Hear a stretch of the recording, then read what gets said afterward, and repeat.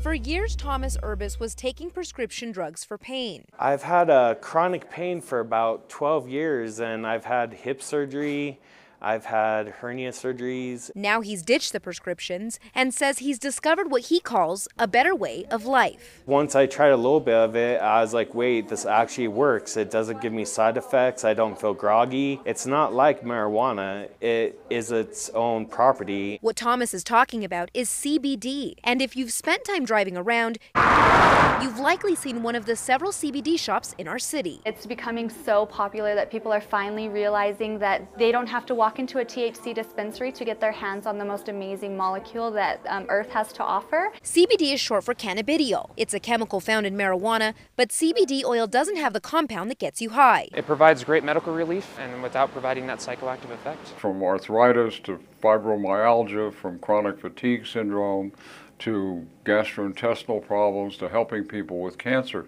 The difficulty is there's just no data. In New Mexico, you have to be 18 to buy it. No medical card, no driver's license, no picture ID. You don't even have to give us your name. Everybody's welcome in here, from kids to dogs to older to younger. So where does CBD oil come from? Well, it's coming from plants like these. And depending on the type of strain it is, well, these plants hold anywhere from 1 to 15% of CBD. CBD is not regulated by the state's health department, whereas licensed producers are.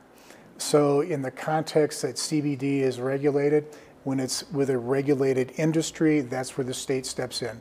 However, with a CBD shop, it is an unregulated industry in the state of New Mexico. So if CBD comes from cannabis plants, how is it legal to sell? As long as that remains 0.3% or below THC, it's a product that is not considered illegal by the government. There are CBD products that don't have any THC. That's the chemical found that gets you high. There are many CBD products that do contain THC, but the amount of that THC varies. But in order for it to be sold without a medical card, it would have to contain less than 0.3% of THC. Lots of people are coming in and they are saying, my doctor recommended that I start this. And that's one of the most rewarding things to hear, is that our medical professionals of New Mexico have finally come around and stopped dispensing those orange bottles with white lids. Dr. Ramos says that right now there isn't enough research on CBD to prove its health benefits, but many in the cannabis industry believe we're off to a good start. I think as time goes on and more education happens, it'll become more accepted. An alternative way of medicine that Thomas hopes more people will start learning about. CBD means to me a better way of life, that you could